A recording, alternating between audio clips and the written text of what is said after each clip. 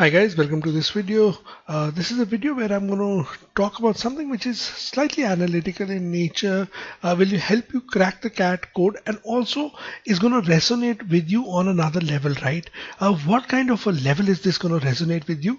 I'm going to talk about the different types of problem solvers that there are and what kind of a problem solver you are. So this video is about identifying personality types with respect to test preparation and preparation rather than just specifically talking about any given one section. Now, what do I mean by different types of problem solvers? There are three types.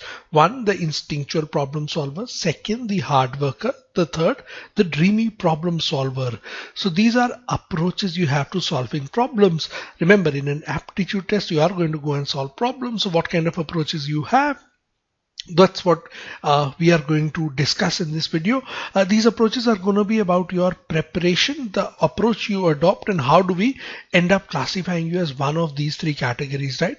The first kind of problem solver, the instinctual problem solver, this represents a tiny fraction of problem solvers. Let's get that out of the way. Number one, that's thing number one. Thing number two, this tiny fraction of problem solvers, they see problems, they have some magical power in them. They are sorcerers of sorts. Something happens in their brain and they come up with the solution in a matter of minutes or seconds for that matter. How do they do so, right? I'll just explain the process here a little. There are a lot of us who are able, for example, if you give questions to these people, questions they have never solved before, they will be able to crack this question within a few minutes or seconds and probably come up with a solution of their own as well, right? Your instructor might be teaching you a particular solution. These guys might come up with an alternate solution on their own, or they might crack the problem within a few seconds without having even studied that topic.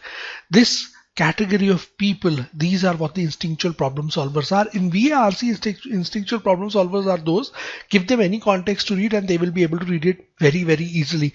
Generally, that's a factor of what they've been reading. They've been exposed to the language at a very young age and they just love the language. Hence, whatever RC material, whatever reading material you give to them, it is not a problem.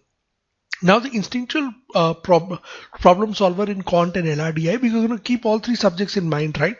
QA, LRDI, VARC, this is applicable everywhere.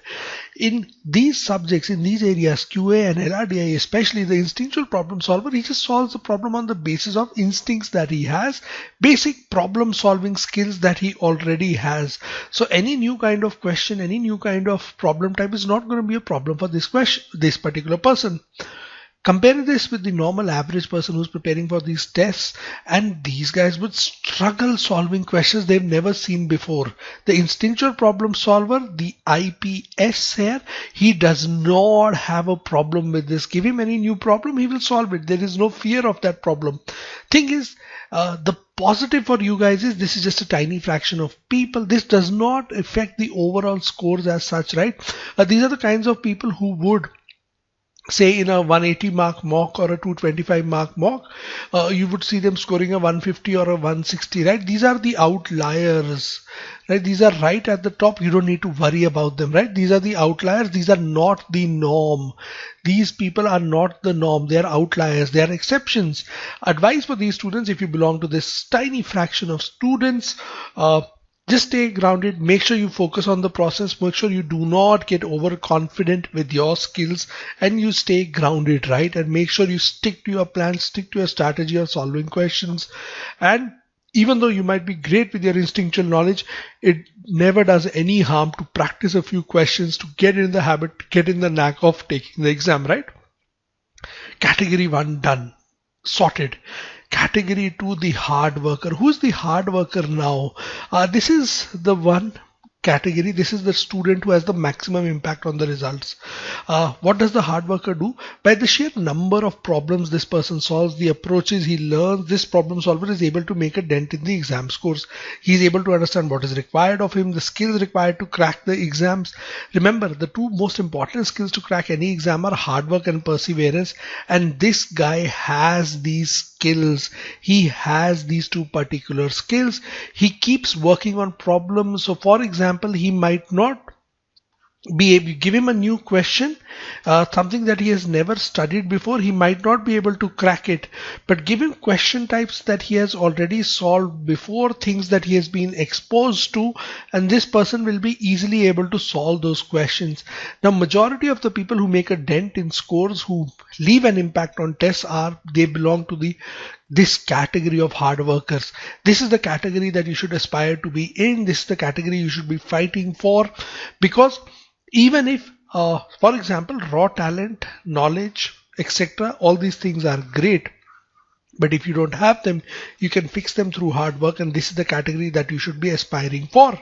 The third category of students is the dreamy problem solver. Who is the dreamy problem solver? Unfortunately, this is the biggest chunk of students. This is the biggest chunk of the pie. What does the dreamy problem solver do? He dreams about his problem solving, where his problem solving skills could be, how others are more talented than him. He does not have the mathematical skills, the VARC, the LRDI skills for the exam. He just keeps doing one thing, which is thinking or dreaming, right? So without executing on the things that he should be executing right on, he keeps thinking about all the skills that he could have had, all the skills that he possibly can have in the future, and so on and so forth, right? So it's always between what I could have done in the past, or what I could do in the future, and while doing all this, you keep ignoring the present, right? You don't execute on your goals in the present. So this is the category of the dreamy problem solver. Now, if you belong to this category of problem solvers, this is a problem in itself. Short form acronym for, if the first one was IPS, this is the DPS category. Not a great category to be in. Remember, you cannot become an instinctual problem solver. That is something that you can't do. You will not be able to shift into category 1. That is natural raw talent. Can't do anything about it. But your aim should be to be in category 2. That's the category that you can get into. How can you get into that category? By working hard, right? Hard workers, what do? The most important thing that any hard worker does is he executes, right? So execution is the key. The hardworking problem solver is executing on his targets. He's continuously improving.